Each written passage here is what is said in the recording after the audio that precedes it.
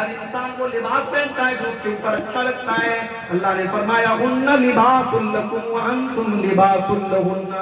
اے مردو تم اپنی بیویوں کے لیے لباس ہو، یعنی تم اپنی بیویوں کے ذریعے تمہاری زندگی میں خوبصورتی آتی ہے.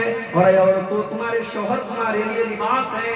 جب تک تمہارے شوہر تمہاری زندگی میں، تمہاری زندگی کے اندر کلر ہے، رنگ ہے، جب شوہر ہی چلا جائے تو عورت کی زندگی بے رنگ ہو جاتی ہے، بے رنگ ہو جاتی ہے. ہمارے یہاں کسی عورت کا شوہر مر جائے تو بہت سارے لوگ اس بیوہ عورت کی شادی کے بارے میں نہیں سنتے. لوگ کیا بولتے ہیں؟ ارے عورت ہے بچے کے سہارے گزار دی. بہت بڑا جھوٹ ہے، بہت بڑا جھوٹ ہے، یہ بہت بڑی مکاری ہے. یہ اس عورت کے ساتھ، اس کے مستقبل کے ساتھ کھلواڑ ہے میرے بھائیوں. وہ عورت بچے کے ساتھ گزارتی نہیں ہے، ہم اس کو گزارنے پر مجبور کرتے ہیں. عورت بیوہ ہو جائے بیچاری تو شوہر کے ساتھ ساتھ اس کی جوانی، اس کی خواہشات کو بھی دفن کر دیا جاتا ہے اور کہا جاتا ہے یہ تو عورت ہے بچے کے سہارے گزار. قرآن کہہ رہا ہے شوہر بیوی کے لیے لباس ہے، بیوی شوہر کے لیے لباس ہے. دونوں ایک دوسرے کے بغیر رہیں، یہ اسلام میں تصور ہی نہیں ہے. 50 سال کا بھی آدمی اگر بیوی مر گئی اس کی شادی کراؤ، اور عورت اگر اس لائق ہے کہ وہ شوہر کے حقوق ادا کر سکتی ہے، 40 سال کی 45 سال کی ہے اور وہ بیوہ ہو گئی ہے، مطلقہ ہے، اس کی شادی کراؤ. اور تاکہ اس کی زندگی میں رنگ آئے، کیونکہ بغیر شوہر کے اور بغیر بیوی کے ایک دوسرے کی زندگی میں رنگ نہیں ہے. اور جانتے ہو نکاح جب ہوتا ہے نا تو دلہا جو ہوتا ہے لڑکا، وہ کہتا ہے قاضی صاحب پوچھتے ہیں کہ آپ کا نکاح میں نے فلانا بنت فلاں کے ساتھ کیا، آپ نے قبول کیا؟ تو کہتا ہے ہاں مولوی صاحب میں نے قبول کیا، ہاں میں نے قبول کیا. حالانکہ ایک بار سے بھی ہو جائے گا، لیکن لوگ 3 بار کراتے ہیں، 3 بار کے اور پکا ہو جائے اس لیے لوگ 3 بار کرتے ہیں. ضروری نہیں ایک بار سے بھی ہو جائے. یہ جو ہم نے 3 بار کہا ہاں میں نے قبول کیا. اچھا یہ ایک مسئلہ بتا دوں، لڑکی کے یہاں بھی مولوی صاحب جاتے ہیں. آپ کیا جاتے ہیں کہ نہیں کمائی کو؟ مولوی صاحب جو قاضی صاحب ہیں وہ لڑکی کیا بھی جاتے ہیں اور لڑکی سے بھی پوچھتے ہیں کہ آپ کا نکاح فلاں بن فلاں کے ساتھ ہو رہا ہے، کیا آپ نے قبول کیا؟ لڑکی بھی کہتی ہے ہاں میں نے قبول کیا. ہمارے علماء بیٹھے پوری ذمہ داری کے ساتھ کہہ رہا ہے یہ لڑکی سے قبول کرانے کا کانسیپٹ نہیں ہے اسلام میں، لڑکی سے اجازت لینے کا کانسیپٹ ہے. لڑکی قبول نہیں کرے گی، قبول تو لڑکا کرے گا، مرد کرے گا. مرد اس کو اپنے نکاح میں لے رہا ہے، اس لڑکی سے اجازت لی جائے گی کہ تیرا نکاح فلاں کے ساتھ ہو رہا ہے، تو راضی ہے کہ نہیں، اس پر تو اجازت دے رہی ہے کہ نہیں دے رہی. اور یہ اجازت ضروری نہیں کہ قاضی صاحب لے، اجازت اس کا باپ لے لے، اس کا بھائی لے لے، اس کی ماں لے لے کافی ہے، اس کا ولی لے لے کافی ہے. مگر ہمارے یہاں باقاعدہ قاضی صاحب مولوی صاحب لڑکی کے پاس جا کے قبول کرواتے ہیں. اور آج کل پاکستانی سیریلوں کی دین ہے، اب تو میں نے سنا ایک صاحب بتا رہے ہیں کہ دلہن کا دوپٹہ بھی ایسا ہے اس پر قبول ہے قبول ہے قبول ہے 3 بار لکھا ہے. یہ نئے نئے فیشن چل رہے ہیں، لڑکا لڑکی کا نام لکھا رہے گا اور دوپٹے پر 3 بار قبول ہے قبول ہے. یہ عورت کے دلہن کے دوپٹے پر لکھا رہے گا. یہ سب واحد چیزیں ہیں. اسلام میں یہ ہے کہ لڑکا قبول ہے. اب جب لڑکے نے کہا مجھے قبول ہے تو یہ کوئی معمولی بات اس نے نہیں کہی ہے، دنیا کا سب سے خطرناک ایگریمنٹ. جب آپ نے کہہ دیا کہ میں نے اس لڑکی کو اپنے نکاح میں قبول کیا، سر سے پیر تک وہ لڑکی آپ کے لیے حلال ہو گئی، اس کی ساری ذمہ داری آپ کے کندھوں پر آ گئی. اسی لیے قرآن کریم میں اللہ تعالیٰ جب نکاح کا ذکر کرتا ہے فرماتا ہے وَأَخَذْنَ مِنْكُمْ مِيثَاقًا غَلِيظًا. او لوگو تمہاری بیویوں نے جب تمہارے ساتھ نکاح کیا تھا تو بہت بھاری ایگریمنٹ تمہارے اور ان کے بیچ میں ہوا تھا. جب تم نے اپنے قاضی سے اپنے مولوی سے کہہ دیا میں نے نکاح کو قبول کر لیا تو تم نے بہت بھاری ایگریمنٹ کو سویکار کیا ہے. یہ کوئی چھوٹا موٹا ایگریمنٹ نہیں ہے، یہ بہت بڑا میثاق ہے، بہت بڑا ایگریمنٹ ہے، یہ بہت بڑا معاہدہ ہے. اس کو ہلکے میں مت لینا. قرآن کہہ رہا ہے یہ بہت بڑا ایگریمنٹ ہے. تو میرے بھائیوں نکاح کی یہ اہمیت اور اصل اس رشتے کی اہمیت. اب دلہا دلہن کل تک ایک دوسرے کے لیے اجنبی تھے، حرام تھے، لڑکا لڑکی کو چھو نہیں سکتا تھا، اس کو دیکھ نہیں سکتا تھا، آج ایک دوسرے کے لیے حلال ہے۔ اب ان کا حق کیا ہے اس پر مجھے آج بات کرنا ہے۔ اس کے پہلے کہ میں بیوی کا حق شوہر کے اوپر کیا ہے، شوہر کا حق بیوی کے اوپر کیا ہے، میں کچھ ایسی چیزیں آپ کے سامنے بیان کرتا ہوں جو میوچول ہے۔ میوچول مطلب کامن ہے، جو مرد کے ذمہ بھی ضروری ہے، عورت کے ذمہ بھی ضروری ہے۔ وہ مرد کا حق بیوی کے اوپر بھی ہے اور بیوی کا حق شوہر کے اوپر۔ اس میں سب سے پہلی چیز یہ ہے کہ شوہر بیوی کے دین کے سلسلے میں اس کی مدد کرے، بیوی شوہر کے دین کے سلسلے میں مدد کرے۔ شوہر نماز نہیں پڑھ رہا ہے، بیوی اس گھر میں بیوی بن کر کے آئی ہے، بہو بن کر کے آئی ہے، اس نے دیکھا کہ میرا شوہر نماز نہیں پڑھ رہا ہے۔ اب اسلام یہ کہتا ہے، شریعت یہ کہتی ہے کہ بیوی کی یہ ذمہ داری ہے کہ وہ شوہر کو نمازی بنائے، اس کو دین کی طرف لے کر کے آئے، اس کے اندر جو بھی دین کے اعتبار سے کمی ہے اس کمی کو دور کرنے کی اس لڑکی کو، اس عورت کو چاہیے کہ کوشش کرے۔ اللہ کے پیارے نبی سے صحابہ نے پوچھا کہ اللہ کے نبی سب سے بہترین مال کیا ہے، سب سے بہترین دولت کیا ہے، سب سے بڑا خزانہ کیا ہے؟ آپ نے فرمایا 3 چیزوں کو خزانہ بنا لو۔ 3 چیزیں دنیا کا سب سے بڑا خزانہ ہے۔ آپ نے فرمایا لِيَتَّخِذْ أَحَدُكُمْ قَلْبًا شَاكِرًا وَلِسَانًا ذَاكِرًا وَزَوْجَةً مُؤْمِنَةً تُعِينُهُ عَلَى أَمْرِ الْآخِرَةِ۔ 3 چیزیں اگر تمہارے پاس ہے، تم سے بڑا دولت والا کوئی نہیں، تم سے بڑا خزانے والا کوئی نہیں، تم سے بڑا مال والا کوئی نہیں۔ قلباً شاکرا، پہلی چیز آپ کے سینے میں ایک ایسا دل ہو جو دل اللہ تعالیٰ کا شکریہ ادا کرنے والا ہو، اس دل کے اندر اللہ کی ناشکری نہ ہو۔ کاروبار چل رہا ہے تب بھی اس دل کے اندر اللہ کا شکر ہو، کاروبار میں مندی آ جائے تب بھی اللہ کا شکر ادا کرنے والا ہو، آپ کے فیور والی حکومت ہو تب بھی اس دل میں اللہ کا شکر ہو، آپ کے خلاف ایکشن اٹھانے والی حکومت آ جائے تب بھی اس دل میں اللہ کا شکر ہو، آسانی آ جائے تب بھی وہ دل اللہ کا شکریہ ادا کرے، اور پریشانی کے دن آ جائے تب بھی وہ دل اللہ کا شکریہ ادا کرے۔ ایسا دل اپنے سینے کے اندر پیدا کر۔ دوسری چیز وَلِسَانًا ذَاكِرًا، اور اپنے منہ میں ایسی زبان پیدا کر لو جو اللہ کا ذکر کرنے والی ہو، جو اللہ کو یاد کرنے والی ہو، جو اللہ کو ہر وقت اس کے ذکر سے اپنے آپ کو تر رکھتا ہے۔ اپنے منہ میں ایسی زبان پیدا کرو جو اللہ کا ذکر کرے۔ اور میں تو اکثر کہتا ہوں نبی کی دعاؤں کو یاد کر لو تو کچھ اور یاد کرنے کی ضرورت نہیں پڑتی۔ اٹھتے بیٹھتے چلتے پھرتے جتنی ایکٹیویٹیز ہیں، کون سی ایسی ایکٹیویٹی ہے جس کے لیے نبی نے دعا نہ سکھائی؟ مجلس میں آپ آ کر کے بیٹھتے ہیں، یہاں بیٹھنے کی دعا بھی آپ کو سکھائی گئی ہے، مجلس ختم ہونے والی ہے اس کی بھی دعا آپ کو سکھائی گئی ہے، لیٹرین میں باتھ روم میں جا رہے وہاں کی دعا بھی آپ کو سکھائی گئی ہے، سواری پر آپ بیٹھ رہے وہاں کی بھی دعا آپ کو سکھائی گئی ہے، یہاں تک کہ شوہر اپنی بیوی سے ملاقات کرنے کے لیے جا رہا ہے، ملنے کے لیے جا رہا ہے، اپنی جسمانی خواہش پوری کرنے کے لیے جا رہا ہے، اسلام نے وہاں اس موقع کے لیے بھی دعا سکھائی ہے۔ ان دعاؤں کو آپ یاد کر لو میرے بھائی، اس پر آپ عمل آسانی سے کر سکتے ہو، ایسی زبان جو اللہ کا ذکر۔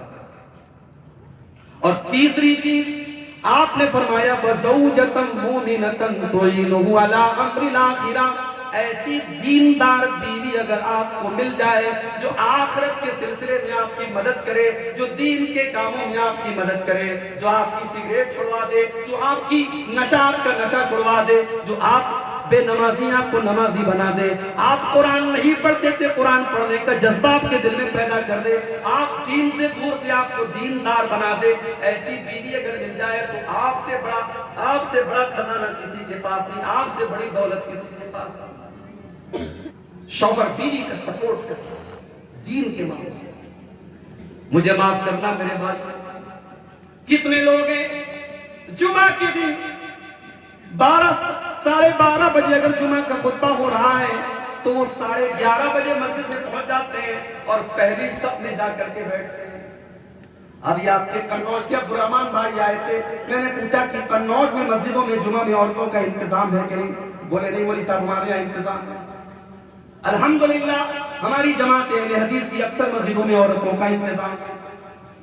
میرے بھائی آپ جمعہ کی نماز میں پہنچے، آپ نے سب سے پہلی سب نے جگہ حاصل کر کے آپ نے جمعہ کی نماز پڑھی.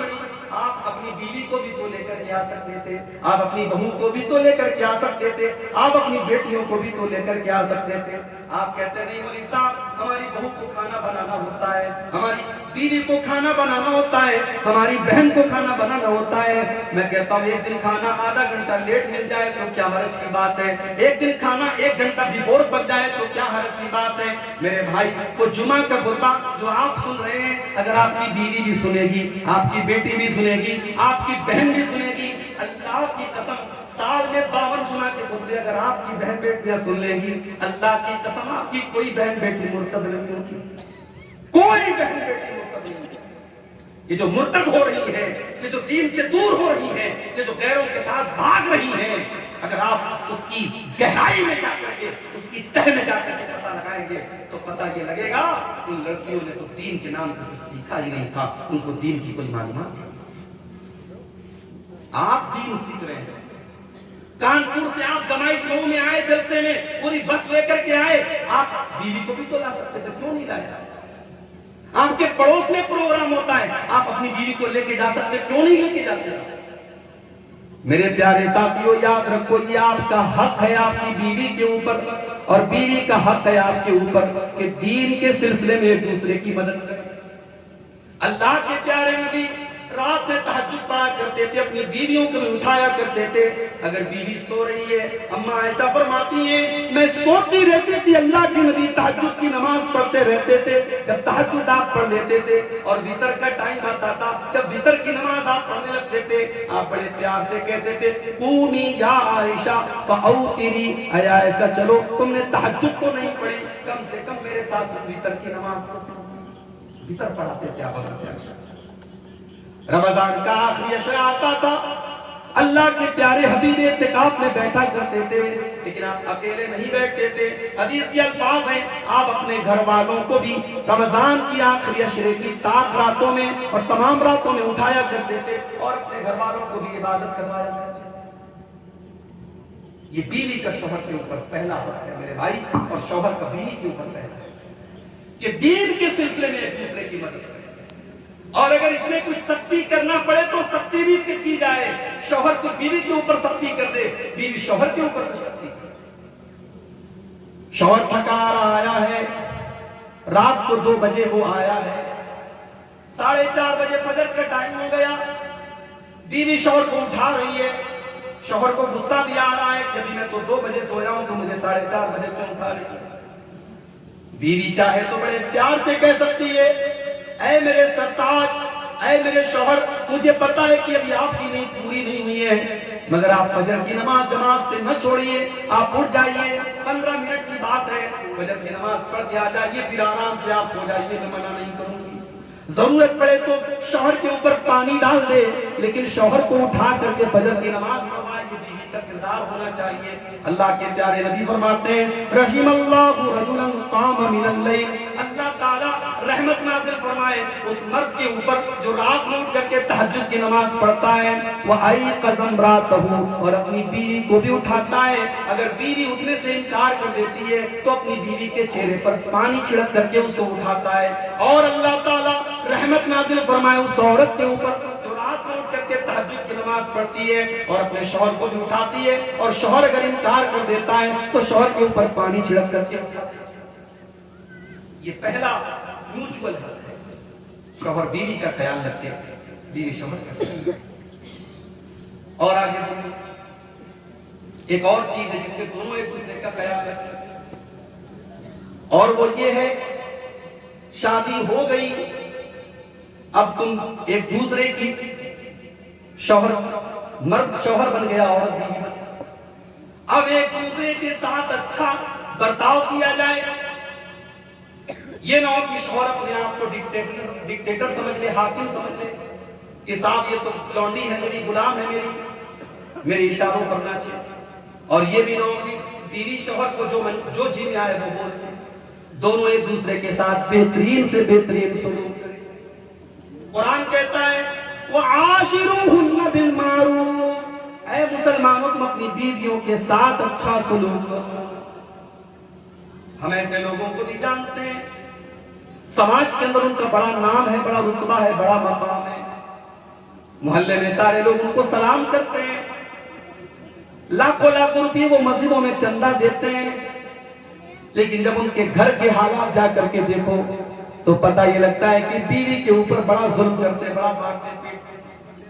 او لوگوں، تمہاری نمازیں تمہارے منہ کے اوپر مار دی جائیں گی، تمہارے روزے تمہارے منہ کے اوپر مار دیے جائیں گے، کل قیامت کے دن پوچھا جائے گا تو سماج کے لیے بڑا نیک بنا کرتا تھا، تو اپنی بیوی کے لیے ایک بہترین شوہر کیوں نہیں بنا؟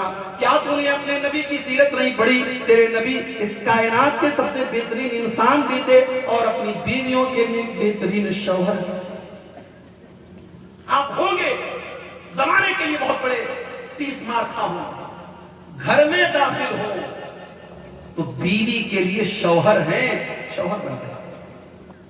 وہ جو پروٹوکال ہے وہ گھر کے باہر رکھے، گھر کے اندر کوئی پروٹوکال نہیں چلے۔ اللہ کے نبی صحابہ کرام کی نظر میں کتنے معزز تھے، صحابہ اپنے نبی کا کتنا احترام کرتے تھے، بعض صحابہ تو یہاں تک کہتے ہیں کہ ہم نبی سے آنکھ ملا کر کے بات نہیں کرتے تھے۔ اللہ کے نبی کے منہ سے کوئی تھوک نکلتا تھا تو کوئی نہ کوئی صحابی اپنے بدن پہ رگڑ لیتا تھا، مل لیتا تھا۔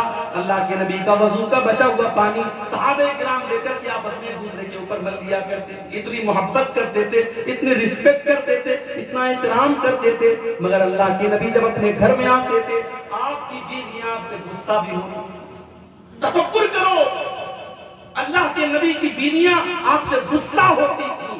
شوہر کے اوپر بیوی غصہ کر سکتی ہے، یہ نبی نے اپنی سیرت نام کیا۔ آپ وہ حدیث دیکھیے، صحیح بخاری اور صحیح مسلم کے اندر وہ حدیث آپ کو مل جائے گی۔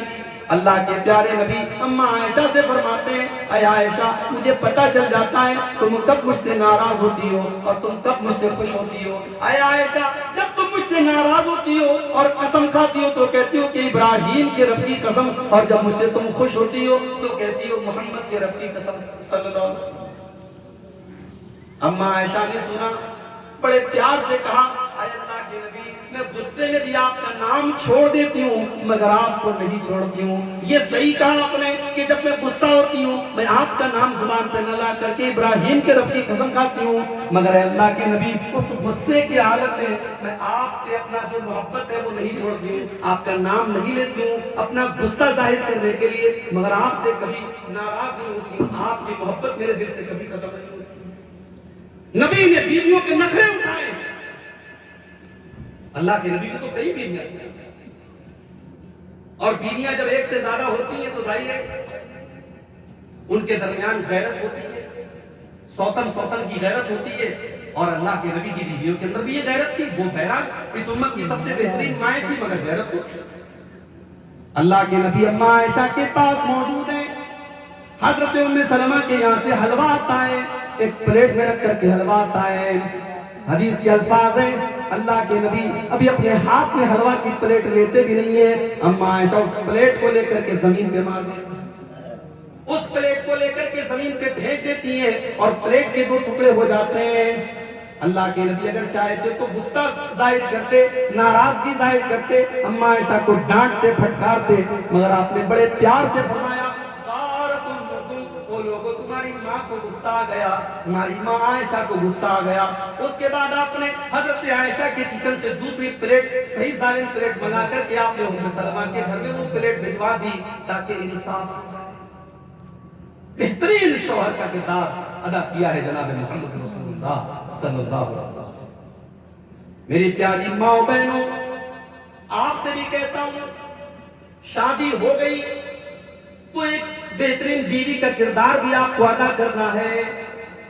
شوہر اگر کچھ کم کماتا ہے، اس کی کمائی کچھ کم ہے، ہو سکتا ہے کہ آپ کے مائکے کی جیسی سہولتیں آپ کے سسرال میں نہ مل پائیں، ہو سکتا ہے کہ آپ اے سی میں رہنے والی ہوں، آپ کے شوہر کی کمائی اے سی کے لائق نہ ہو، وہ کولر میں آپ کو رکھتا ہے، ہو سکتا ہے آپ کے گھر میں جتنے بڑے بڑے کمرے تھے اتنے بڑے بڑے کمرے آپ کو سسرال میں نصیب نہ ہو، ہو سکتا ہے آپ کا باپ آپ کو سال میں 12 جوڑی کپڑے پہنایا کرتا تھا اور شوہر کی کمائی 2-3 جوڑوں سے زیادہ کی نہیں ہے، لیکن میری پیاری ماں بہنوں یہ بات یاد رکھو، جب آپ نکاح میں آ گئی تو شوہر کی اچھے دنوں میں بھی آپ اس کی جیون ساتھی ہیں، اس کی پریشانی میں بھی آپ اس کی جیون ساتھی ہیں۔ شوہر اگر کم کما رہا ہے تب بھی آپ اس کی بیوی ہیں، اور شوہر زیادہ کما رہا ہے تب بھی آپ اس کی بیوی ہیں۔ اور اگر آپ کو اس بات کو دیکھنا ہو تو ذرا اپنے نبی کی بیویوں کی سیرت اٹھاتے ہیں۔ میرے نبی کی بیویوں سے بڑھ کے تو اس دنیا میں کوئی نیک عورت نہیں آئی، کوئی اس امت کی مائیں تھیں۔ میری پیاری ماں بہنوں، ان کے گھر میں کون سا فرنیچر تھا، ان کے گھر میں کون سا فریج تھا، ان کے گھر میں کون سا اے سی تھا، ان کے گھر میں کون سا کولر تھا؟ ہائے ہائے، نبی کے وہ چھوٹے چھوٹے کمرے جس میں امت کی ان ماؤں نے زندگی گزاری ہے، ان کمروں کا حال اگر آپ سیرت کی کتابوں میں پڑھ کے دیکھ لیں تو شاید آپ کی آنکھوں سے آنسو جاری ہو جائے۔ حضرت سعید بن مسیب فرماتے ہیں جب عبد الملک بن مروان کے دور میں ان کمروں کو توڑا جانے لگا تو سعید بن مسیب کہتے ہیں کیوں لوگوں، نبی کے ان کمروں کو مت توڑو، ان کمروں کو رہنے دو تاکہ آنے والی نسلیں دیکھیں کہ نبی کا کمرہ کیسا ہوتا تھا۔ وہ مٹی کا فرش، وہ چھوٹی چھوٹی چھتیں اور وہ کھجور کے چھپر اور وہ کھجور کے تنے کے پلر اور وہ چھوٹے چھوٹے کمرے جنہیں اس امت کی ماؤں نے پوری زندگی گزار دی۔ میرے پیارے ساتھیوں، وہ کمرے ہمارے مکانوں کی طرح عالیشان نہیں تھے، ان میں ماربل نہیں بچھے ہوئے تھے، ان میں بہترین رنگ و ڈیزائن موجود نہیں تھے، مگر وہ بڑی برکت والے کمرے تھے۔ انہی کمروں میں جبریل آیا کرتے تھے، انہی کمروں میں قرآن اترا کرتا تھا، انہی کمروں میں اللہ کے پیارے نبی آرام کیا کرتے تھے۔ اور جانتے ہو کیسے دن کاٹے ہماری ماؤں نے اپنے نبی کے ساتھ؟ ہمارے دور کی عورتوں کے اوپر اگر وہ دن آ جائے تو شوہر کو چھوڑ کے چلی جائے۔ اماں عائشہ فرماتی ہیں 2 مہینے گزر جایا کرتے تھے، 2 مہینے گزر جایا کرتے تھے اور آسمان کے 3 چاند ہم دیکھ لیا کرتے تھے، لیکن اللہ کے نبی کی 9 بیویاں تھی، کسی بیوی کے گھر میں چولہا جلنے کی نوبت نہ آیا کرتی تھی۔ 2 مہینے تک اللہ کے نبی کا پورا پریوار، آپ کی 9 بیویاں، آپ کی بیٹیاں، آپ کے بچے کھجور کھا کر کے اور پانی پی کر کے گزارا کیا کرتے تھے، مگر ان بیویوں نے کبھی اپنی زبان پر حرف شکایت نہ لایا، کبھی اپنے نبی کو تانا نہ دیا کہ آپ کی کمائی بہت کم ہے، اپنے نبی کو کبھی شکایت کا موقع نہ دیا۔ اور جب وہ حالات آئے مسلمانوں کے اوپر جو تھوڑی آسانی کا دور آیا اور مدینہ کے اور لوگوں کے گھر میں تھوڑا لائف اسٹائل اور اچھا ہو گیا، کھانا اچھا ہو گیا، پہننا اچھا ہو گیا، رہنا اچھا ہو گیا، تو نبی کی بیویوں نے بھی محسوس کیا کہ ہمارا لائف اسٹائل بھی تھوڑا اچھا ہونا چاہیے۔ انہوں نے اللہ کے نبی سے ڈیمانڈ کی، اے اللہ کے نبی، اب تو مدینہ کے سارے گھروں میں اچھے اچھے پکوان پک رہے ہیں اور اچھے اچھے کھانے بن رہے ہیں اور اچھے اچھے کپڑے پہنے جا رہے ہیں، اے اللہ کے نبی ہم تو آپ کی بیویاں ہیں، ہم تو اس امت کی مائیں ہیں، کیا ہمیں اچھا کپڑا پہننے کا حق حاصل نہیں؟ کیا ہمیں اچھے کھانے کھانے کا حق حاصل نہیں؟ اے اللہ کے نبی ہم چاہتے ہیں اس سال میں جو پیسہ ہم کو دیا جاتا ہے، جو نفقہ ہمیں دیا جاتا ہے، اس میں کچھ بڑھوتری کر دی جائے، کچھ اضافہ کر دیا جائے، کچھ انکریمنٹ کر دیا جائے۔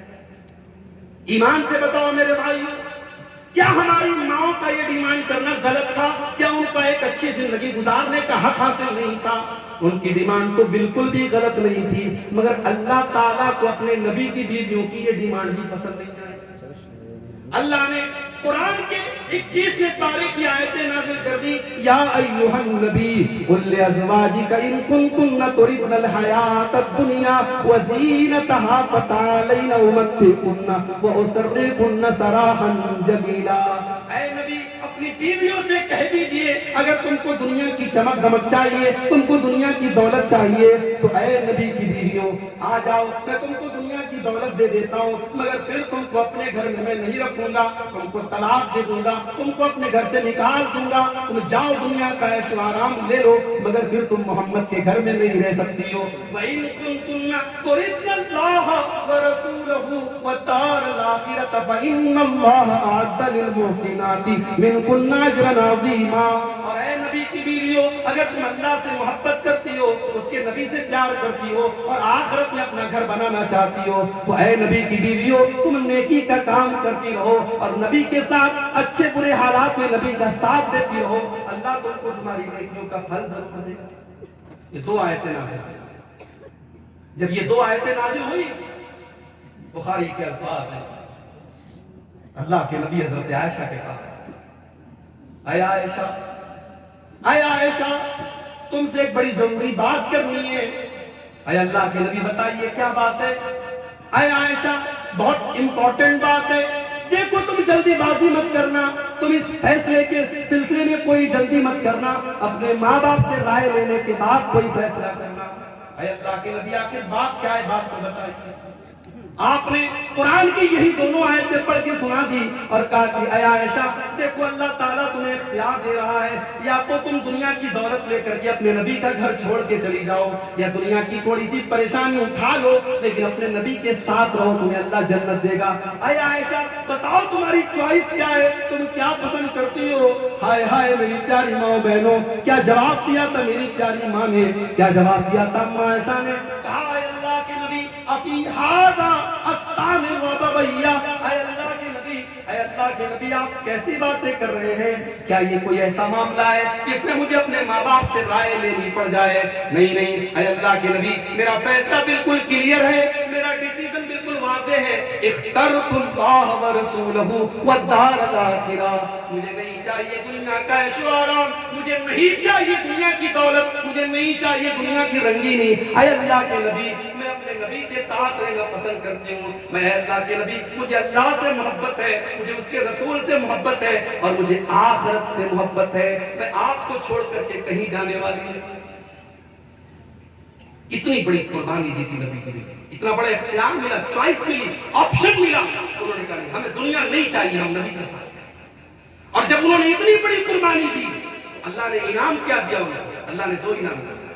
پہلا انعام تو دنیا والوں کو سنا دیا وَأَزْوَاجُهُ أُمَّهَاتُهُمْ، اے ایمان والو یہ نبی کی بیویاں یہ تمہاری ماں کا درجہ رکھتی ہیں، ان کا نام لینا تو ان کو ماں کہہ کر کے پکارنا، ان کو ام المومنین کہہ کر کے پکارنا، جیسے اپنی ماں کو تم کبھی گالی نہیں دے سکتے، ان کو کبھی گالی دینا تو بڑی دور کی بات ہے، اگر ان کو کوئی گالی دے تو تم کبھی برداشت مت کرنا، یہ تمہاری ماں کا درجہ رکھتی ہیں۔ اور دوسرا مقام اللہ نے یہ دیا کہ اپنے نبی سے کہہ دیا کہ اے نبی اب ان بیویوں میں سے کسی کو آپ کبھی طلاق نہیں دے سکتے، اب یہ دنیا میں بھی آپ کی بیوی ہے اور آخرت میں بھی آپ کی بیوی رہے گی، یہ جنت میں بھی آپ کی بیوی رہے گی۔ انہوں نے اتنی بڑی قربانی دی ہے، اس کا صلہ یہ ہے کہ یہ آخرت میں بھی آپ کی بیوی رہے گی۔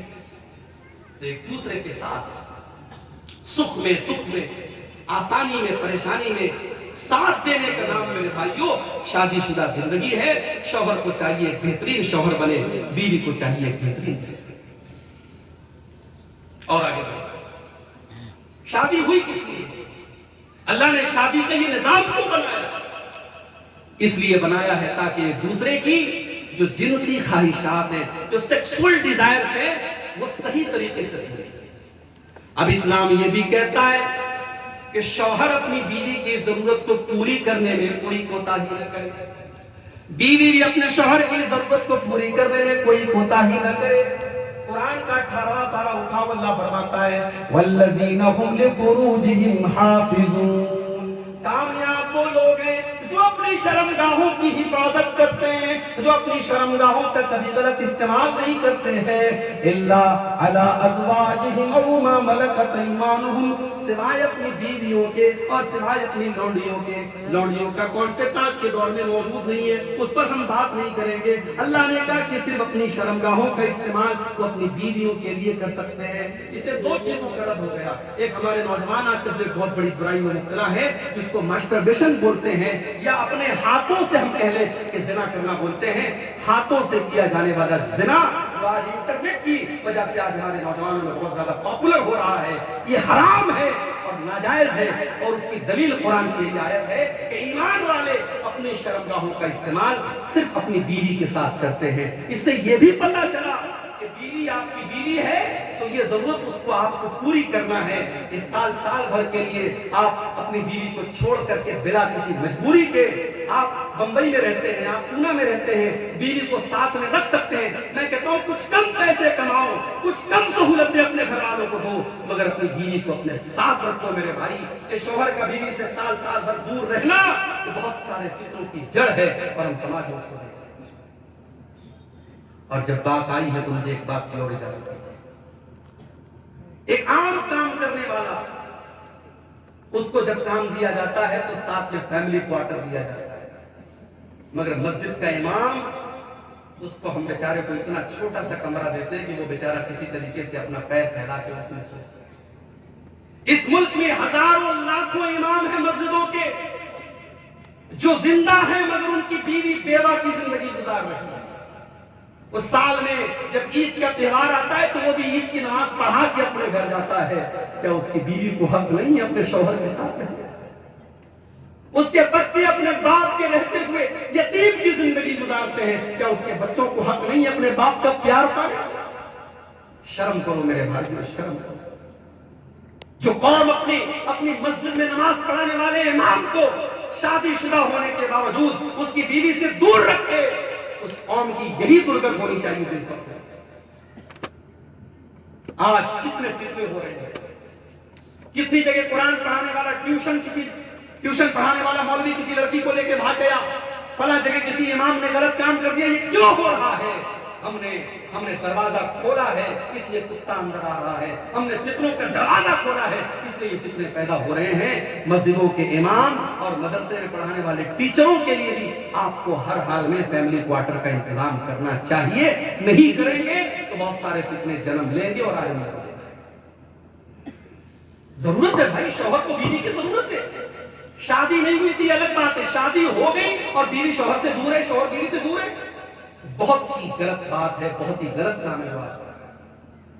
اسی لیے اسلام یہ کہتا ہے اگر شوہر اپنی بیوی کو بستر پر بلائے، بڑے صاف الفاظ میں اللہ کے نبی فرماتے ہیں، بخاری کے الفاظ ہیں، اذا دعا الرجل امرأته الى بیتی، جب شوہر اپنی بیوی کو بستر پر بلائے فابت، اور بیوی بلا کسی مجبوری کے انکار کرے. کوئی مجبوری ہو، بیماری ہے، تکلیف ہے، الگ بات ہے. بغیر کسی مجبوری کے اگر بیوی انکار کر دے، نبی کے الفاظ ہیں لعنت الملائکۃ حتی تصبح، صبح تک فرشتے لعنت کرتے رہتے اس بیوی کے اوپر کہ تو نے اپنے شوہر کی خواہش کو پورا کرنے میں تو نے کوتاہی کی ہے، جو ایک بیوی کا فرض تھا تو نے ادا نہیں. شوہر کو بھی چاہیے کہ اس معاملے میں بیوی کا حق ادا کرے. اگر اس کے اندر کوئی جسمانی طور پر کمی ہے اس کمی کو پورا کرے، اور بیوی کو بھی چاہیے کہ شوہر کو شکایت کا موقع نہ دے. یہ دونوں کا ایک دوسرے کا.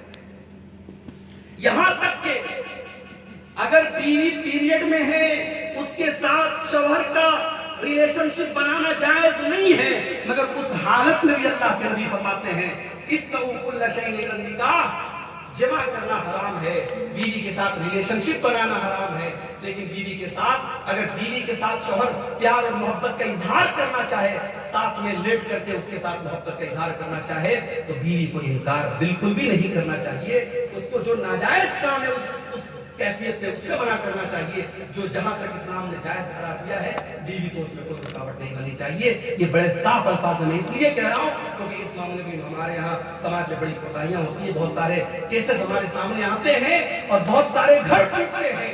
بھائیو، ایک بہترین بیوی وہ ہے تو اس معاملے میں اپنے شوہر کو شکایت کا موقع نہ دے، اور ایک بہترین شوہر وہ ہے تو بیوی کو اس معاملے میں شکایت کا موقع دے. اور ایک اور چیز ہے جو دونوں کے درمیان کامن ہے، شوہر کی بھی ذمہ داری ہے، بیوی کی بھی ذمہ داری ہے. بچے اگر پیدا ہو گئے تو بچوں کی صحیح تربیت کرنا یہ دونوں کی ذمہ داری ہے. بیوی یہ کہہ کر کے پردہ نہیں جھاڑ سکتی کہ مجھے بہت سارے کام ہیں میں نہیں دیکھ سکتی، اور شوہر یہ کہہ کر کے پلہ نہیں جھاڑ سکتا میں بہت بڑا کاروباری ہوں، مجھے بچوں کی تربیت کرنے کا ٹائم ہے. میرے پیارے ساتھیوں، اللہ کے پیارے نبی فرماتے ہیں کل مولود یولد علی الفطرہ، جب بچہ پیدا ہوتا ہے تو اسلام کے اوپر پیدا ہوتا ہے. اس کے ماں باپ اسے یہودی بناتے ہیں، اس کے ماں باپ اسے عیسائی بناتے ہیں، اس کے ماں باپ اسے مجوسی بناتے ہیں. ابھی آج کل ویڈیو بڑا وائرل ہوا ہے 2 دن پہلے، مدھیہ پردیش کا ویڈیو ہے، شاید آپ نے دیکھا ہو. ایک 12-14 سال کا لڑکا جلوس نکل رہا ہے اور جلوس میں نعرہ لگا رہا ہے فلاں مسلک کا نام لے کر کے فلاں سور مرد آباد، فلاں سور مرد آباد، فلاں سور مرد آباد. اور یہ نعرہ اس نبی کی محبت اور اس نبی کی پیدائش کے جشن کے نام پہ لگ رہا ہے جس نبی نے کبھی اپنی زندگی میں گالی کا جواب بھی گالی سے، جس نبی نے اپنے دشمنوں کو بھی کبھی گالی نہیں دی ہے، اور جس نبی نے گالی کے جواب میں بھی کبھی اپنی زبان کو گالی سے آلودہ نہیں کیا ہے، یہ 12-14 سال کے بچے کے اندر اتنی نفرت کیسے پیدا ہوئی ہے بھائیو؟ اس میں اس کے ماں باپ کا کردار ہے، ماں باپ کی تربیت بولتی ہے، باپ کی تربیت بولتی ہے، اسے یہی سکھایا گیا ہے کہ تو صحیح ہے، تیرا مذہب صحیح ہے، تیرا مسلک صحیح ہے، اور باقی سب سور ہیں اور باقی سب کمینے ہیں۔ تو جو اس کو پٹی پڑھائی گئی، تو 12-14 سال کا لڑکا وہ نعرہ لگا رہا ہے اور آج ویڈیو پورا وائرل کر رہا ہے۔ یہ حالات ہے۔ بچوں کی تربیت یہ ماں کی بھی ذمہ داری ہے، باپ کی بھی ذمہ داری ہے۔ اسی لیے عربی کا ایک شاعر کہتا ہے لَيْسَ الْيَتِيمُ مَنِ انْتَهَا أَبَوَاهُ مِنْ هَمِّ الْحَيَاةِ وَخَلَّفَاهُ ذَلِيلًا، یتیم وہ نہیں ہے جس کے ماں باپ اسے چھوڑ کے چلے جائیں۔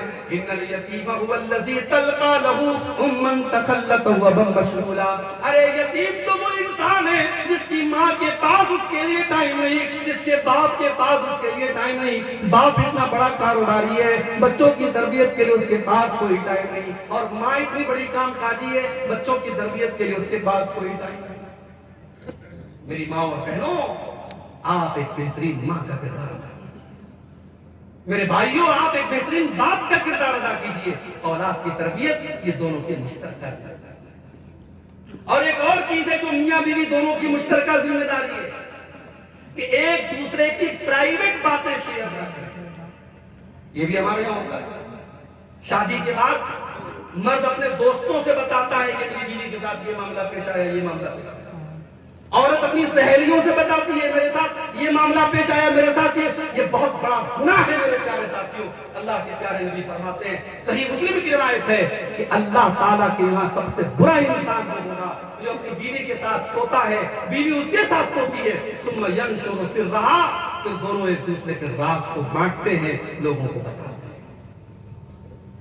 اللہ کے نبی کے سامنے ایک مرتبہ یہ بات آئی کہ صحابہ ایک دوسرے کو اس طریقے کی باتیں بتاتے ہیں۔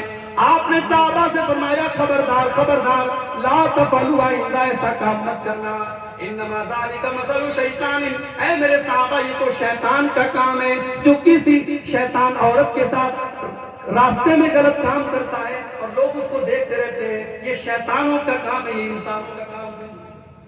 یہ جو گندی گندی موویز آ رہی ہیں اور اس عمل کو ویڈیو کی شکل میں دکھایا جا رہا ہے، اللہ کے نبی کی یہ حدیث بتا رہی ہے یہ شیطان کا کام ہو سکتا ہے، ایک باعزت اور باغیرت مرد کا کام نہیں ہو سکتا ہے کہ وہ اپنی بیوی کے ساتھ اس عمل کو وہ دنیا کے سامنے ظاہر کرے، اسے بتائے کہ اس کا ویڈیو شیئر کرے، یہ کسی باغیرت مرد کا کام نہیں۔ اب ہم آتے ہیں بیوی کا حق شوہر کے اوپر کیا ہے اور شوہر کا حق بیوی کے اوپر کیا ہے۔ پہلے ہم شوہر کا حق بیان کرتے ہیں۔ میری مائیں بہنیں تھوڑا کان کھڑا کر لیں، ان کے مطلب کی بات بتا رہا ہوں۔ شوہر کا حق کیا ہے؟ شوہر کا پہلا حق یہ ہے، بڑے غور سے سننا میری پیاری ماں بہنوں، شوہر کا پہلا حق یہ ہے کہ آپ اس کی اطاعت کریں، کیونکہ اللہ تعالیٰ نے گھر کا ذمہ دار مرد کو بنایا ہے۔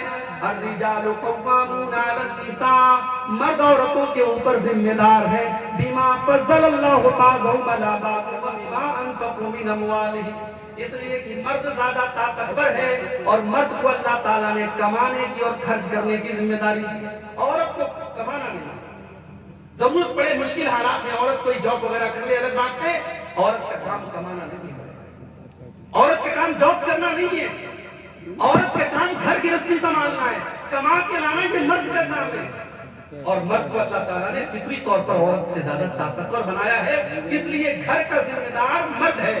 اب جب ذمہ دار مرد ہے تو وہ اسکول کبھی چل ہی نہیں سکتا ہے جہاں کا ٹیچر اپنے پرنسپل کی بات کرتا ہے، وہ اسٹیٹ کبھی چل ہی نہیں سکتا ہے جہاں کے منتری چیف منسٹر کی بات نہ مانے، وہ دیش کبھی چل ہی نہیں سکتا ہے جہاں کی کیبنٹ پرائم منسٹر کی بات نہ مانے۔ گھر کا پرائم منسٹر اور گھر کی کیبنٹ کا چیف آپ کا شوہر ہے، شوہر کی اطاعت کرنا آپ کا۔ اور بڑے واضح لفظوں میں کہہ رہا ہوں میری ماں اور بہنوں، ہر جلسے میں تقریر سننے چلی جاؤ، ہر جمعہ کے خطبے میں شامل ہو جاؤ، رات رات بھر نماز پڑھو، اگر شوہر کی نافرمان ہو اور شوہر کی اطاعت نہیں کرتی ہو تو جنت کی امید رکھنا چھوڑ دو۔ اللہ کے نبی فرماتے ہیں میں نے جہنم میں مردوں سے زیادہ عورتوں کو دیکھا ہے، ایک عورت کھڑی ہو گئی، اے اللہ کے نبی ایسا کیوں ہے؟ آپ نے جنت میں اور جہنم میں مردوں سے زیادہ عورتوں کو دیکھا ہے۔ آپ نے فرمایا تکثرن اللعن وتکفرن العشیر، تم بہت زیادہ لعن طعن کرتی ہو، تمہاری زبان پر کنٹرول تمہیں بہت کم ہے، وتکفرن العشیر، اور تم اپنے شوہروں کی ناشکری کرتی ہو اور اپنے شوہروں کی نافرمانی کرتی ہو۔ شوہر کی اطاعت، شوہر کی بات مانو۔ عورت کے لیے جنگ کے میدان میں جا کر کے جان دینے کا حکم نہیں ہے، اسے جہاد کا حکم نہیں دیا گیا۔ اس کے لیے جنت میں جانے کے لیے صرف 4 کام کر لے عورت جنت میں۔ اللہ کے نبی فرماتے ہیں اذا صلت المرأة خمسا وصامت شهرها واطاعت زوجها واحسنت فرجها دخلت من ابواب الجنة شاد۔ عورت اگر 5 ٹائم کی نماز کی پابند ہے، رمضان کا روزہ پابندی سے رکھتی ہے، شوہر کی اطاعت کرتی ہے اور اپنی شرمگاہ کی حفاظت کرتی ہے، ایسی عورت جنت کے جس گیٹ سے چاہے، جس دروازے سے چاہے جا سکتی ہے۔ جنتی ہے وہ عورت جو شوہر کی اطاعت کرتی ہے۔ یہاں تک کہ شوہر کی اجازت کے بغیر بیوی نفل روزہ نہیں رکھ سکتی۔ رمضان کا روزہ الگ بات ہے، فرض۔ نفل روزہ آپ کو رکھنا ہے، سوموار کے دن کا روزہ، جمعرات کے دن کا روزہ، عاشورہ کا روزہ، عرفہ کا روزہ، جو بھی نفل روزہ اللہ کے نبی سے ثابت ہے، اگر عورت کو رکھنا ہے تو شوہر کا ایگری ہونا ضروری ہے، کیونکہ ظاہر ہے اگر وہ روزہ رہے گی تو اس پیریڈ میں مرد اس سے مل نہیں سکتا ہے، مرد کو ایک حق سے وہ محروم کر رہی ہے، اس حق سے محروم اگر کر رہی ہے تو مرد کی اجازت ہونا ضروری ہے۔ اللہ کے نبی فرماتے ہیں لا یحل لامرأۃ، عورت کے لیے جائز نہیں ہے کہ وہ ان تصوم، کہ وہ روزہ رکھے، وزوجها شاہد، اور شوہر گھر میں نہیں ہے، شوہر باہر ہے، الگ بات ہے، شوہر اگر گھر میں ہے تو شوہر کی اجازت کے بغیر وہ نفل روزہ بھی نہیں کر سکتا۔ تو یہ پہلی چیز ہے اطاعت۔ دوسری چیز ہے خدمت کرنا، شوہر کی خدمت کرنا، شوہر کے کپڑے کا خیال رکھنا، شوہر کی ضرورتوں کا خیال رکھنا، یہ بیوی کی ذمہ داری ہے۔ ایک مولوی صاحب کے پاس ایک عورت آئی، اس نے کہا مولوی صاحب یہ بتائیے کہ ساس سسر کی خدمت کرنا یہ کیا میرے ذمہ فرض ہے؟ اگر فرض ہے تو آپ قرآن کی آیت ہم کو لکھ کے دیجئے اور نبی کی حدیث کا حوالہ دیجئے جس سے پتا چلے کہ ساس سسر کی خدمت کرنا میرے اوپر فرض ہے۔ مولوی صاحب بھی بہت ہوشیار تھے، انہوں نے کہا بالکل صحیح کہہ رہی ہے محترمہ، نہ آپ کے ساس کی خدمت آپ کی ذمہ فرض ہے، نہ سسر کی خدمت آپ کے اوپر فرض ہے، اور نہ اس کی کوئی دلیل آپ کی کوئی موجود ہے۔ لیکن ایک بات میں اور بھی سنی، کہا کیا بات ہے؟ کہا کہ آپ کا شوہر ہر مہینے جو آپ کو شاپنگ مال میں لے جا کے ہزاروں روپے کی شاپنگ کراتا ہے، یہ بھی آپ کے شوہر کو کرتا ہے۔ وہ روزانہ طرح طرح کی آپ کو بہترین چیزیں کھلا رہا ہے، ہوٹل سے لالا کے آپ کو کھلا رہا ہے، آپ کو گھومنے پھرنے لے کے جا رہا ہے، یہ تمام چیزیں فرض نہیں ہے، نہ قرآن کی کسی آیت سے ثابت ہے نہ کسی حدیث سے ثابت ہے۔ زندگی قانون کے ڈنڈے سے نہیں چلتی میری ماں بہنوں، کہ بہو اپنا ایک دائرہ بنا لے کہ یہاں سے میرا کام ہے، یہاں سے میرا کام نہیں ہے۔ بیوی ایک دائرہ بنا لے یہاں سے میرا کام ختم، شوہر ایک دائرہ بنا لے یہاں سے میری ڈیوٹی ختم۔ زندگی اور شادی شدہ زندگی اور فیملی پیار اور محبت سے۔ آپ کے ذمہ ساس سسر کی خدمت ضروری نہیں ہے، مگر وہ ساس آپ کے شوہر کی ماں ہے، وہ اگر اس کو وہ اس 70 سال کی بوڑھی عورت اپنے ہاتھ سے بیٹھ کے کپڑا دھلے، آپ کی غیرت کیسے گوارا کریں کہ آپ اس کے کام کریں؟ وہ 70 سال کا بوڑھا اپنے ہاتھ سے اپنا بستر بچھا رہا ہے، آپ کی غیرت کیسے گوارا کر رہی ہے؟ آپ کا دل کتنا پتھر کا ہو گیا، آپ کا خون کتنا سفید ہو گیا۔ آپ کا اپنا باپ آپ کے سامنے 70 سال کا باپ اگر بستر بچھا رہا ہو، ایک بیٹی ہونے کے ناطے آپ برداشت کریں گے؟ ہم نے اس سماج میں ایسے بوڑھے والدین کو بھی دیکھا ہے، بیٹا الگ ہو گیا، چار بیٹے ہیں سب الگ ہو گئے، اور ماں 70 سال کی بوڑھی ماں اپنے ہاتھ سے کھانا پکا کر اپنے شوہر کو کھلاتی ہے۔ بیوی اپنے حقوق کو اگر جانتی ہے تو اپنی ذمہ داری کو اسے جاننا چاہیے۔ تیری ذمہ داری ہے شوہر کو خوش رکھنا۔ میرے نبی کے دور میں گیس کا چولہا نہیں تھا مگر کھانا پکتا تھا اور پوری فیملی کھاتی تھی۔ میرے نبی کے دور میں واشنگ مشین نہیں تھی لیکن کپڑے دھلے جاتے تھے۔ حضرت عائشہ کی بڑی بہن حضرت اسما وہ کہتی ہیں کہ میرے شوہر حضرت زبیر بالکل غریب آدمی تھے، ان کے پاس نہ اپنا مکان تھا نہ کوئی پراپرٹی تھی، لیکن میرے باپ نے شادی کر دی، شادی ہو گئی۔ اب میرے شوہر کا کھجور کا باغ میرے گھر سے 3 فرسخ تھا۔ ابھی میں نے گوگل پہ سرچ کیا کہ 1 فرسخ کتنا ہوتا ہے؟ 1 فرسخ is equal to 4.5 kilometre, 4.5 kilometre کے برابر تقریباً 1 فرسخ ہوتا ہے۔ 3 فرسخ یعنی تقریباً 13-14 کلومیٹر حضرت عائشہ کی بڑی بہن ہمارے نبی کی بڑی سالی ڈیلی اپنے گھر سے جاتی تھی اور کھجور کے باغ میں جا کر کے کھجوروں کی گٹلیوں کو چنتی تھی اور لا کر کے حضرت زبیر کے گھوڑے کو، اپنے شوہر کے گھوڑے کو کھلاتی تھی، سارے کام کرتی تھی۔ حضرت فاطمہ نبی کی سب سے لاڈلی بیٹی، شادی حضرت علی کے ساتھ، کوئی پیسے والے بڑے مالدار حضرت علی نہیں تھے، غریب تھے، فائنینشلی کمزور تھے، مگر اس گھر میں حضرت فاطمہ نے کبھی شکایت نہیں کی، اپنے ہاتھوں سے چکی چلاتی، سارے کام کرتی، حسن و حسین کی پرورش بھی کرتی، لیکن کبھی یہ نہیں کہتی کہ مجھے شکایت ہے، کبھی اپنے زبان پر شکایت کرتی۔ شوہر کی خدمت کرنا یہ بھی آپ نے۔ تیسری ذمہ داری بیوی کی کیا ہے؟ شوہر کے گھر سے بغیر اجازت نہ نکلے۔ بھئی ٹھیک ہے، گھمائش مئو سے کنوٹ بہت دور نہیں ہے، کنوٹ میں مائکہ ہے عورت کا، اور شوہر کو پتا ہے کہ ہفتے بھر میں 10 دن میں مائکے چلی جاتی ہے، چلو وہ الگ بات ہے، مگر شوہر کی اجازت کے بغیر آپ کسی رشتہ دار کے کہیں بھی جا رہی ہیں، یہ مناسب نہیں۔ گھر کے باہر آپ کو نکلنے سے پہلے شوہر کی اجازت ضروری ہے۔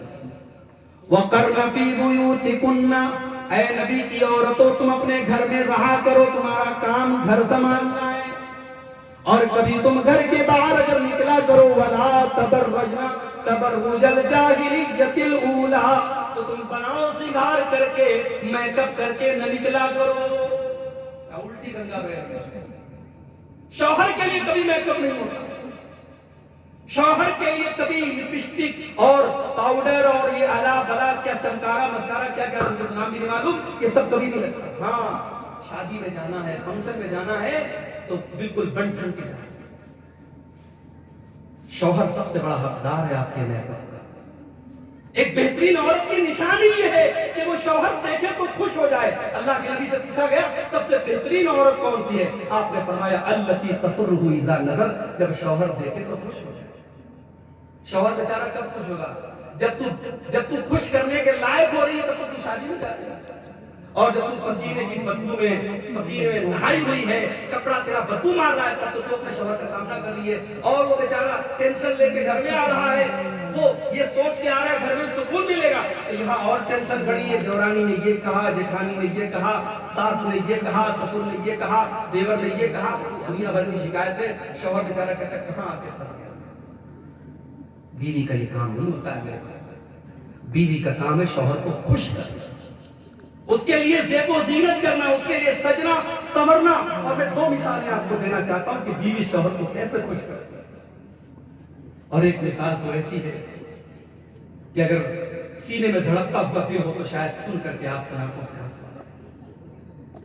بڑا بہترین واقعہ ہے اور بڑا بہترین کردار ہے اسلامی تاریخ کا، حضرت ام سلیم رضی اللہ عنہ، نام سنا ہوگا۔ ان کا اصل نام تھا رومیسہ۔ ہمارے دوست کو بیٹی ہوئی، انہوں نے پوچھا میں نام کیا رکھوں؟ میں نے کہا رومیسہ رکھا۔ ہمارے الٹے سیدھے لوگ نام رکھتے ہیں، بھائی صاحب صحابیات کے ایک سے ایک نام ہے، آپ صحابیات کے نام پر اپنی بچیوں کے نام رکھتے ہیں۔ رومیسہ نام بڑا پیارا ہے، بچی پیدا ہو تو یہ نام رکھتے ہیں۔ یہ کس کا نام تھا؟ ام سلیم کا۔ یہ کون تھی؟ یہ حضرت انس کی ماں تھی۔ یہ بیوہ تھی، شوہر کا انتقال ہو گیا۔ اب بیوہ عورت کو کون پوچھتا ہے بھائی؟ اس زمانے میں بھی بیوہ عورتوں کی حالت بہت اچھی نہیں تھی۔ ان کے نکاح کا پیغام آیا حضرت ابو طلحہ انصاری کی طرف سے، جو مدینہ کے بڑے پیسے والے آدمی تھے۔ حضرت ام سلیم نے نکاح کا پیغام سنا، جواب بھیجا ہے ابو طلحہ ان مثلک لا یرد، آپ کا رشتہ ٹھکرانے کے قابل نہیں ہے، آپ کا رشتہ بہت اچھا رشتہ ہے، اے ابو طلحہ آپ بہت پیسے والے بڑے مالدار انسان ہیں، مگر اے ابو طلحہ میں ایک ایمان والی عورت ہوں اور آپ کافر ہیں، اور مومن عورت کا کافر سے نکاح صحیح نہیں ہے۔ اللہ اکبر، یہ سوچ اگر آج ہماری ان بچیوں کے دماغ میں پیدا ہو جائے تو شاید کسی غیر مسلم کے ساتھ اپنے گھر کی دہلیز کو پلان کر کے باہر نہ کسی مسلمان عورت کا نکاح کسی غیر محرم کسی غیر مسلم کے ساتھ جائز نہیں ہے. ام سلیم نے اتنا بہترین بیوہ عورت ہے, ٹھکانا چاہیے, سہارا چاہیے, اور ایسے والا رشتہ مل رہا ہے, کہہ رہے نہیں میں شادی نہیں کر سکتی جب تک تم اسلام کو بولو. پھر حضرت ام سلیم نے اسی لیٹر کے اندر, اسی خط کے اندر ابو طلحہ کو اسلام کی دعوت پیش کی, اسلام کی تبلیغ کی. ابو طلحہ کے دل میں اسلام اتر آیا, انہوں نے اسلام قبول کر لیا. ام سلیم نے جواب دیا, اے ابو طلحہ اگر تم اسلام قبول کر لو مجھے مہر کے اندر کوئی انگوٹھی نہیں چاہیے, کوئی سونا چاندی نہیں چاہیے. اے ابو طلحہ تم اسلام قبول کر لو, وہی میرا مہر ہو جائے گا. نکاح ہو گیا, اور تاریخ کا یہ پہلا نکاح تھا اس میں شوہر کا قبول اسلام بیوی کا مہر بن گیا. اس میں ایک پیسے کا مہر نہیں تھا. حضرت ابو طلحہ نے اسلام قبول کر لیا اور یہی ان کا مہر بن گیا. اور صحابہ کہتے ہیں ہم نے اتنا برکت والا نکاح کریں گے. نکاح ہو گیا. اب ان کے یہاں آگے چل کر کے اولاد پیدا, ایک بچہ پیدا. اس بچے کا نام رکھا گیا ابو عمیر. یہ بچہ اللہ کے نبی صلی اللہ علیہ وسلم کو بڑا پیارا تھا. اللہ کے نبی صلی اللہ علیہ وسلم جب حضرت ام سلیم کے گھر آتے تھے بچے کو گود میں لے کے کھلاتے. بچہ تھوڑا بڑا ہوا, اس نے ایک چڑیا پال لی, چڑیا کے ساتھ کھیلا کرتا تھا.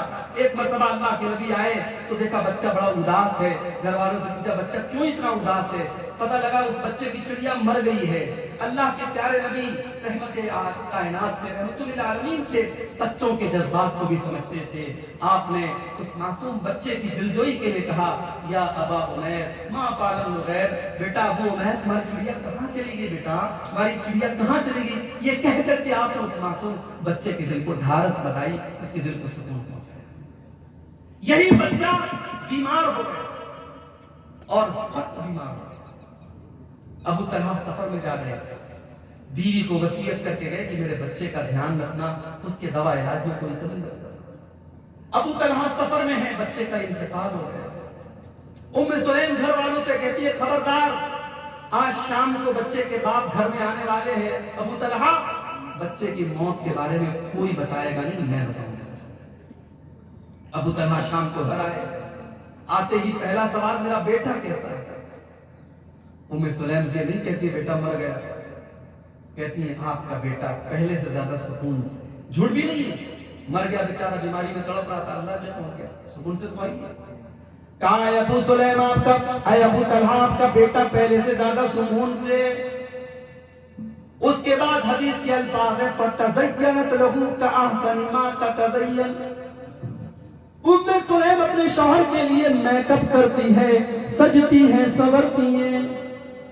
وہ میری پیاری ماں بہنوں, ایک ماں کا کلیجہ دیکھو, بچے کی لاش گھر میں رکھی ہوئی ہے اور اس بچے کی ماں اپنے شوہر کے لیے میک اپ کر رہی ہے, سج رہی ہے, سنور رہی ہے تاکہ باپ کے غم کو کچھ ہلکا کر دے.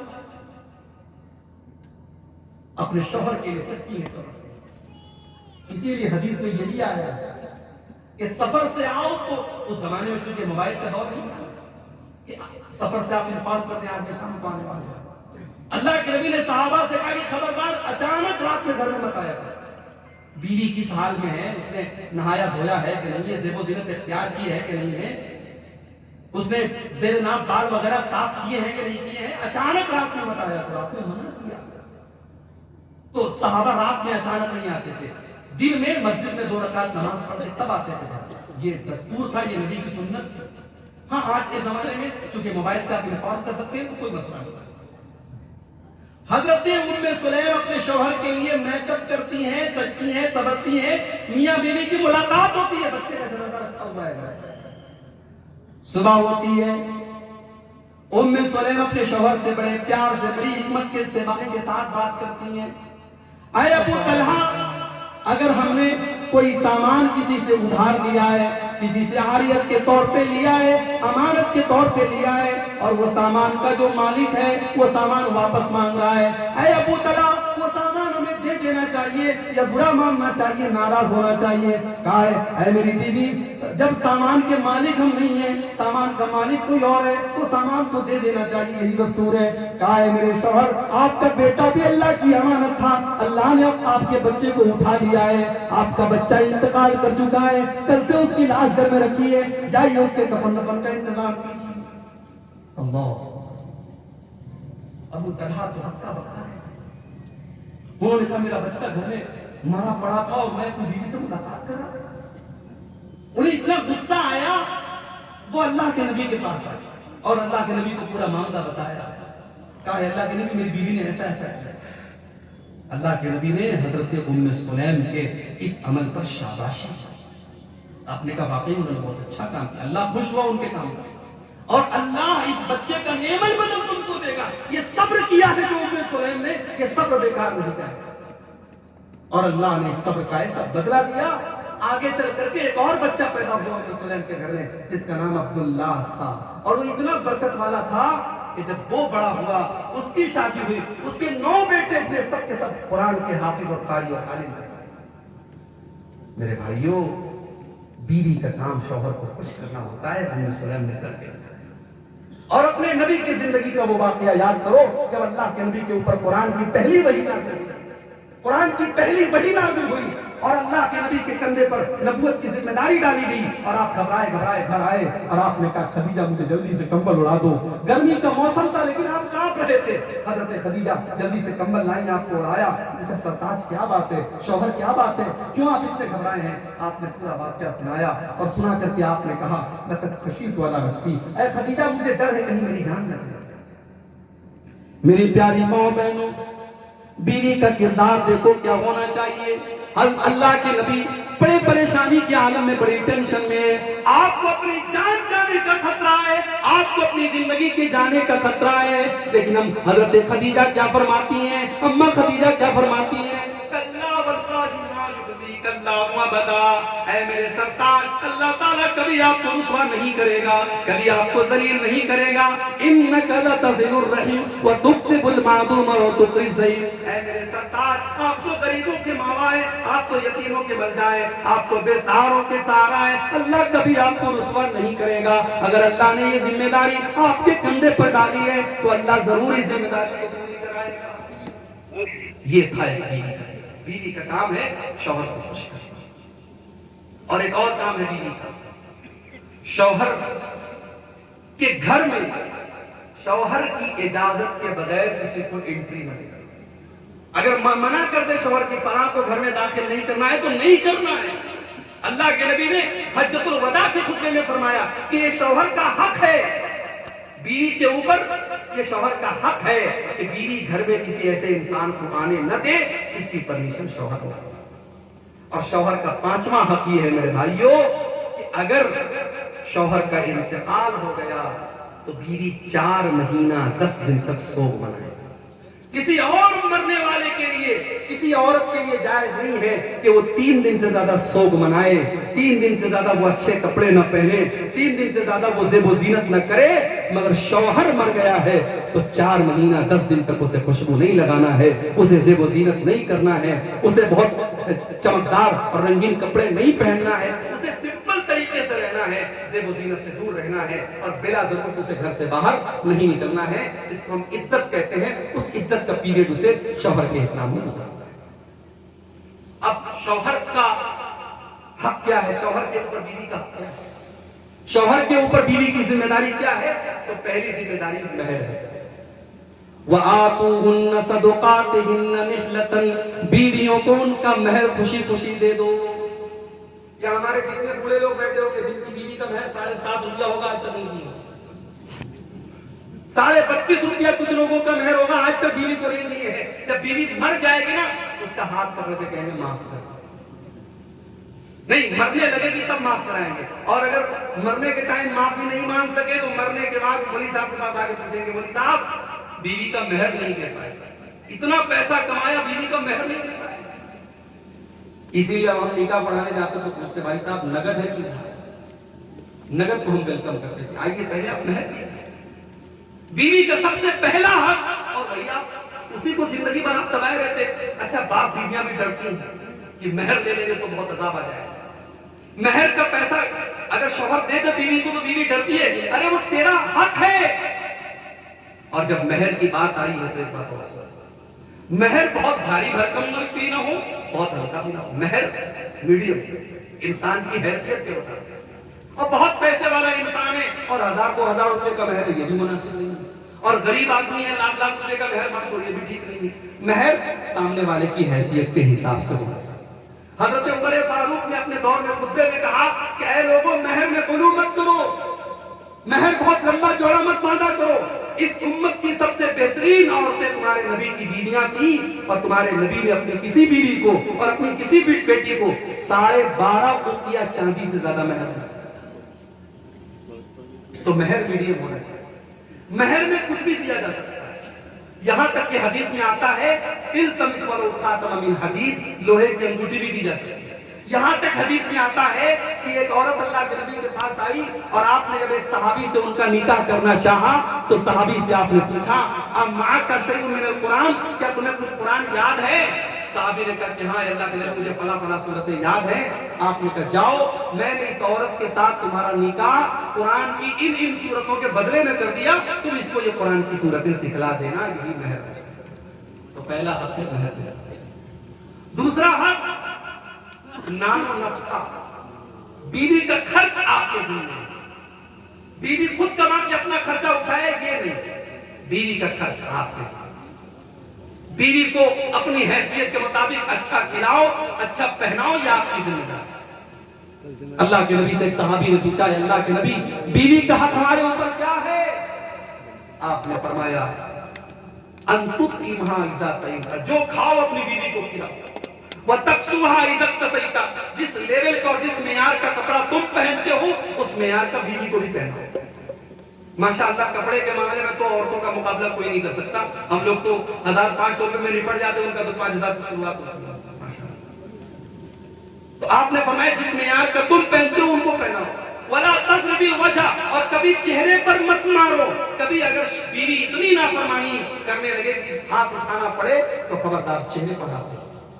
यहां एक बात की और वजाहत कर, नबी ने कहा चेहरे पर हाथ मत उठाओ, इसका मतलब मारने की परमिशन दे दी, खुली छूट दे दी, ऐसा नहीं है। नबी ने मारने की इजाजत दी है, मगर नबी ने खुद कभी किसी बीवी पर हाथ नहीं उठाया है और आपने हाथ उठाने वालों को अच्छा नहीं कहा।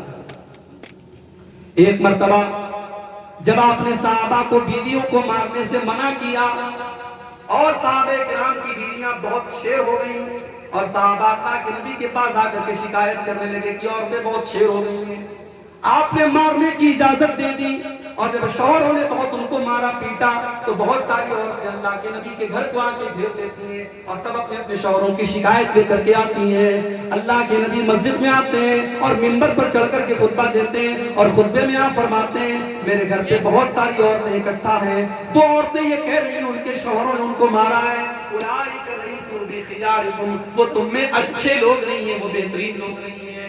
बीवी के ऊपर हाथ उठाने वाला अच्छा इंसान वला तो कब्बे, और बीवी को गाली गलौज मत करो। वला तहजुर इल्ला फिल बैत, और बीवी से झगड़ा हो जाए तो घर के बाहर मैटर को मत लेके जाओ, इंटरनल घर के अंदर मामले को सुलझा लो, घर के बाहर मत। तो ये शौहर के ऊपर बीवी का हक है कि वो बीवी का खर्चा उठाए, बीवी को अच्छा कपड़ा पहनाए, बीवी की रिहाइश का इंतजाम करे। अस्किरूहुन्ना मिन हैसु सकनतुम, अल्लाह ने फरमाया जहां तुम रहते हो वहां बीवी को रखो। ऐसे भी केस आए हैं, हैदराबाद में ऐसे केस बहुत हो रहे हैं। शौहर रहता है सऊदी में, बीवी रहती है हैदराबाद में। 10 साल 15 साल जिंदगी का बेहतरीन टाइम शौहर ने सऊदी में गुजारा, बीवी की पूरी जवानी खत्म हो गई शौहर के बगैर। और जब शौहर 45 साल का 50 साल का हो गया तब उसे ख्याल आया मुझे दूसरी भी करनी चाहिए। उसने दूसरी एक जवान लड़की से शादी और उस जवान लड़की को लेकर के वो सऊदी जाके रहने लगा। और ये बेचारी जो अधेड़ हो चुकी है, जो जवानी अपने शौहर के बगैर खत्म कर चुकी है, वो अपने बच्चों के साथ हैदराबाद में रहती है। इस तरीके के केस में अगर दूसरी शादी को आज समाज में गाली बना दिया गया है तो मुझे माफ कीजिएगा, उसमें बहुत बड़ा रोल दूसरी شادی کر کے پہلی بیوی کے ساتھ ناانصافی کرنے والوں کی بھی ہے. اگر آپ کو اللہ نے طاقت دی ہے جسمانی اعتبار سے، مالی اعتبار سے، ایک سے زیادہ شادی آپ کر سکتے ہیں. شریعت نے آپ کو اجازت دی ہے، مگر شریعت نے شرط لگائی ہے آپ کو انصاف کرنا پڑے گا، اور وہ انصاف آج بہت کم لوگ کرتے ہیں میرے بھائیوں. اور یہ ناانصافی اگر کسی نے کی، ایک بیوی کے اوپر اس نے زیادہ پیار اور محبت لٹایا اور دوسری کا حق اس نے مارا، کل قیامت کے دن اس حال میں آئے گا. اللہ کے نبی فرماتے، بخاری کے الفاظ ہیں، احد شقیہ مائل، اس کا ایک طرف کا چہرہ جھکا ہوا ہوگا، ایک طرف کا چہرہ پھولا ہوا ہوگا، اور دور سے سمجھ میں آ جائے گا کہ بے ایمان آدمی ہے جو اپنی بیوی کا حق مارتا تھا. تو بیوی کو اپنے ساتھ رکھو، بیوی کو اپنے سے دور رکھنا یہ بیوی کی حق ہے. بیوی کا حق یہ بھی ہے میرے بھائی کہ بیوی کے جذبات کا خیال رکھا جائے. شوہر یہ سوچے کہ صاحب میں جیسا چاہتا ہوں میری بیوی ویسی ہو جائے، یہ پاسبل نہیں ہے. تم مرد ہو، وہ عورت ہے، اور عورت کے اپنے کچھ جذبات ہیں، کچھ ایموشنز ہیں. وہ کچھ نہ کچھ غلطی کرے گی، وہ کچھ نہ کچھ زبان سے کبھی ایسی بات بول دے گی جو نہیں بولنی چاہیے. اب وہ درگزر سے کام لو، نظر انداز. ایک حدیث عام طور سے لوگ بہت بیان کرتے ہیں اور عورتوں کی بڑی کمی کے طور پہ بیان کرتے ہیں کہ اللہ کے نبی نے فرمایا کہ عورت پسلی سے پیدا ہوئی. اور کون سی پسلی سے؟ سب سے اوپر والی پسلی جو سب سے زیادہ ٹیڑھی ہوتی ہے. تو عورت پسلی سے پیدا ہوئی ہے، اگر تم اس کو سیدھا کرنا چاہو گے تو توڑ دو گے، اور اس کا توڑنا طلاق ہے. یہ اللہ کے نبی کی صحیح حدیث ہے. اس میں عورت کی خرابی نہیں بیان کی گئی ہے میرے بھائی، یہ عورت کی خصوصیت بیان کی. ہمارے سینے کے اندر پسلی ہے نا، پسلی ٹیڑھی ہے تبھی تو سینے کے اندر ہے، سیدھی ہوتی تو سینے میں ایڈجسٹ ہی نہ ہوتی. تو پسلی کا ٹیڑھا ہونا یہ پسلی کی خوبصورتی ہے. اللہ کے نبی اس حدیث میں بتانا یہ چاہتے ہیں کہ عورت کا اپنا ایک مزاج ہے، اپنا ایک نیچر ہے. مردوں کو چاہیے کہ عورت کے مزاج کی رعایت کرے، عورت کے جذبات کی رعایت کرے. مسجد نبوی میں حبشی لوگ برچھی سے کھیل رہے ہیں، اللہ کے نبی دیکھ رہے ہیں. اما عائشہ کی نظر پڑی، آپ نے کہا عائشہ تمہیں بھی دیکھنا ہے کیا؟ کہا کہ ہاں یا اللہ. اللہ کے نبی کھڑے ہو گئے. اما عائشہ فرماتی ہیں میں نبی کے کندھے پہ سر رکھ کر کے حبشیوں کا کھیل دیکھ رہی، اور جتنی دیر تک میں کھیل دیکھتی رہی، میں جب تک تھک نہیں گئی اللہ کے پیارے حبیب وہاں سے نہیں بنتے. اللہ اکبر. یہ ہے شوہر کا بیوی کو خوش رکھنا، بیوی کے جذبات کے احترام میں اللہ کے نبی اتنی دیر تک کھڑے رہے. یہ آپ نے دو امت کو ایک میسج دیا. اپنے گھر میں جلاد مت بناؤ، اپنے گھر میں اپنی یہ امیج مت بناؤ. جیسے بعض لوگ کہتے ہیں جناب میری بیوی کی مجال کیا ہے کہ میرے سامنے جو ہے وہ ایک لفظ بول سکے، میں گھر میں آتا ہوں مونچھوں پر تاؤ دیتا ہوں تو میری بیوی کی جگی بن جاتی ہے. تو بھائی صاحب آپ انسان ہیں، آپ جنات ہیں، آپ اپنا ٹیسٹ کریں. جنات میں سے ہیں. انسان کے اندر رحمت، محبت اور عفو و درگزر کی صفت ہونی چاہیے. ایک بیوی کا شوہر کے اوپر یہ بھی حق ہے. تو یہ شوہر اور بیوی کے حقوق کے تعلق سے بہت ساری باتیں آئیں، متفرق باتیں بھی میں نے آپ کے سامنے رکھی ہیں. اللہ سے دعا کرتے ہیں رب العالمین جو ہم میں سے شوہر حضرات ہیں انہیں اپنے نبی کی سیرت کی روشنی میں بہترین شوہر بننے کی توفیق عطا فرما. جو ہماری مائیں بہنیں شادی شدہ ہیں اللہ انہیں ایک بیوی کا کردار نبھانے کی توفیق عطا فرمائے. جو ہمارے نوجوان لائن میں لگے ہیں اور جلد ہی انشاءاللہ وہ کسی کے شوہر بننے والے ہیں، اور جو ہماری بہنیں کسی کی بیوی بننے والی ہیں، اللہ ان آیات اور احادیث کی روشنی میں انہیں اپنے کردار کو انجام دینے کی توفیق عطا فرمائے. اس بہترین پروگرام کو منعقد کرنے میں جن بھائیوں کا تعاون رہا، جن بھائیوں کی کوشش رہی، محنت رہی، مہینوں سے لگے رہے، اللہ ان کی محنتوں کو قبول فرمائے. کل ابھی دوسرا دن اس پروگرام کا باقی ہے. اللہ امن و سلامتی کے ساتھ اس دوسرے دن کے بھی پروگرام کو تکمیل تک پہنچائے. رب العالمین ہم سب کو کہنے سننے سے زیادہ عمل کی توفیق عطا فرمائے. اللہ ہمارے بیماروں کو شفا عطا فرمائے. ہم میں سے جو روزی روٹی سے پریشان ہیں اللہ ان کے کاروبار میں برکت نصیب فرمائے. اللہ ایمان کے ساتھ ہم سب کو دنیا میں زندہ رکھے اور ایمان پر ہم سب کا خاتمہ فرمائے. آمین. ربنا تقبل منا انك انت السميع العليم وتب علينا انك انت التواب الرحيم. وصلى الله تعالى على نبينا محمد وآله وصحبه اجمعين. والسلام عليكم ورحمة الله.